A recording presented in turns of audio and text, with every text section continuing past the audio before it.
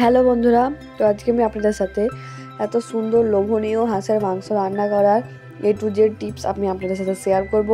যেখানে আমি হাঁস কেনা থেকে হাঁসকে কীভাবে ছাড়িয়ে তারপরে রান্না করতে হয় পুরো টিপসই আপনাদের সাথে শেয়ার করেছি। তো পুরো ভিডিওটা স্কিপ না করে দেখতে থাকুন। দেখুন, এখানে আমাদের বাড়ির সামনে একটা পুকুর আছে, এখানে অনেক হাঁস চড়ে। তো এখান থেকে আমি আজকে একটা হাঁস নিয়ে নেব। এখানে হাঁসটা কিন্তু অনেকটা বড় আছে, আর এটা কিন্তু এই সামনের পুকুরটাতেই চড়ছিল। তো ওখান থেকে উঠে আসার সাথে সাথে এটা ধরে নিয়েছেন যিনি মালিক ছিলেন। তো আমি ওনার কাছে আজকে হাঁসটা কিনে নেব। দেখুন, হাঁসটা কিন্তু সাইজটা বেশ বড় আছে, আর হাঁসটার বয়সও কিন্তু প্রায় অনেক দিনই হয়ে গেছে। তো হাঁসটাকে এবারে প্রথমে আজকে আমাদেরকে ছাড়িয়ে দেখতে হবে, হাঁসটার ভেতরটা, তবে বোঝা যাবে যে হাঁসটা কেমন। দেখুন, হাঁসটাকে এবারে ছাড়িয়ে নিচ্ছি। এখানে লোমগুলো আমি গরম জল দিয়ে ভালো করে ডুবিয়ে ছাড়িয়ে নিয়েছি। এবারে আমি যে এটাকে কাটবো। দেখুন, যে বটি নিয়েছি আমি বড়, ছোট বটিতে তো এটা কাটা যাবে না। এটাকে প্রথমে দুভাগ করে নিচ্ছি আমি।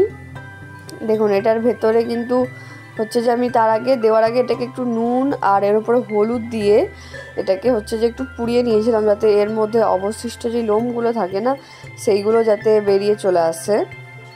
দেখুন, হাঁসটা কিন্তু এবারে আমি কেটে নিচ্ছি। আর আমি এর যে হাতের দিকটা আছে, আমার ডানার দিকটা আছে, ওগুলো আলাদা করে নেবো। আর হাঁসের মাংস যেহেতু একটু শক্ত হয়, তো এটা কিন্তু নর্মাল মাংসের মতো রান্না করলে কিন্তু হয় না, কাঁচা থেকে যায়। যার জন্য হাঁসের মাংসটা কীভাবে আপনারা শক্ত না রেখে রান্না করবেন যাতে হাঁসের মাংসটা প্রপার সেদ্ধ হয়ে যায়, সেই টিপসটা কিন্তু আমি আপনাদের সাথে শেয়ার করব। তো দেখুন, প্রথমে হাঁসটা ঠিকভাবে কুচিয়ে নিয়েছি। এরপরে যে লেগ পিসগুলো আমি রেখে দিয়েছিলাম, আর এটা আমি দেখে দিচ্ছি আপনাকে, হাঁসটা কিন্তু ভালোই তেল আছে মাংসটাতে। দেখুন, এবারে মাংসের পিসগুলো আমি আপনাদেরকে দেখিয়ে দিচ্ছি। তো প্রথমে কড়াই নিয়ে নিচ্ছি, কড়াইতে সরিষার তেল দিয়ে দিলাম। এটা কিন্তু সরিষার তেলে আমি রান্নাটা করছি। এরপরে এখানে আমি দিয়ে দেবো যে জিরের ফোড়ন দিয়ে দিচ্ছি আমি। এখানে জিরেগুলো কিছুটা ফোড়ন ভাজা ভাজা হয়ে গেলে এরপরে আমি এর মধ্যে দিয়ে দেবো তেজপাতা, আর এখানে দিয়ে দিচ্ছি গোটা গরম মশলা। এখানে আমি 3টে তেজপাতা ব্যবহার করেছি, আর এটা কিন্তু সরিষার তেলে রান্নাটা করছি আমি। দেখুন, এবার দিয়ে মশলাগুলোকে খুব ভালোভাবে একটু ভেজে নেওয়ার পর এর মধ্যে আমাদেরকে দিতে হবে পেঁয়াজটা যে আমি এখানে 3টে বড় বড় পেঁয়াজ নিয়েছি। পেঁয়াজের পরিমাণটা আপনারা চাইলে একটু বেশি দিতে পারেন। তো আমি দেখুন পেঁয়াজের পরিমাণটা আমি একটু বেশি দিয়েছি। দেখুন, পেঁয়াজ দিয়ে মাংসটা এবারে আমাদেরকে কষাতে হবে। এরপর দিয়ে আমি কিন্তু 2টো ছোটো ছোটো রসুন দিয়ে দিলাম। গোটা রসুন দেওয়ার পর এর মধ্যে আমি ধনে গুঁড়ো দিয়ে দিলাম। ধনে গুঁড়ো দিয়ে খুব ভালোভাবে মশলাটাকে কষাতে হবে। এই যে আমি এখানে গোটা রসুন দুটো দিলাম না, এর জন্য স্বাদটা কিন্তু অসম্ভব সুন্দর আসবে। আপনারাও চেষ্টা করবেন যখনই হাঁসের মাংস রান্না করবেন এরকম দুটো গোটা রসুন দেওয়ার। তো দেখুন, মশলাটা কষানো হয়ে যাওয়ার পর এবারে আমি এর মধ্যে মাংসগুলো দিয়ে দিচ্ছি। মাংসগুলো দিয়ে কিন্তু যেহেতু এটা হাঁসের মাংস, সেদ্ধ হতে একটু সময় লাগবে, যার জন্য আমাদেরকে একটু বেশিক্ষণ ধরে কষতে হবে এবং বেশিক্ষণ ধরে একটু সেদ্ধ করতে হবে। তো দেখুন, আমি এটা কষিয়ে নিচ্ছি বেশিক্ষণ ধরে। এই টাইমে কিন্তু আপনারা গ্যাসের ফ্লেমটা মিডিয়ামে রাখবেন, যেন কষানোর সাথে সাথে হালকা হালকা সেদ্ধ হতেও থাকে। দেখুন, আমি কষিয়ে নিচ্ছি ওপর নিচে করে, যাতে সব মশলাগুলো খুব ভালোভাবে মিশে যায়। এবারে এর মধ্যে যে আমি কষানো হয়ে গেলে ঠিক করে এর মধ্যে আমি জলটা দিয়ে দিলাম।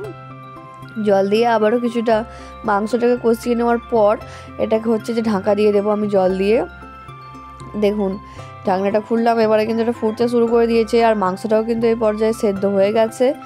আপনারা যদি এইভাবে রান্না করেন, এইভাবে কিন্তু অথেন্টিক হাঁসের মাংস খেতে কিন্তু খুবই সুস্বাদু লাগে। তো শীতকাল চলেই এসেছে, এই টাইমে কিন্তু আমরা সবাই অনেকে পিকনিক করতে যাই অনেক জায়গাতে, তো হাঁসের মাংস কিন্তু আমরা অনেকেই খেয়ে থাকি। দেখুন, এটা কিন্তু দেশি হাঁস ছিল।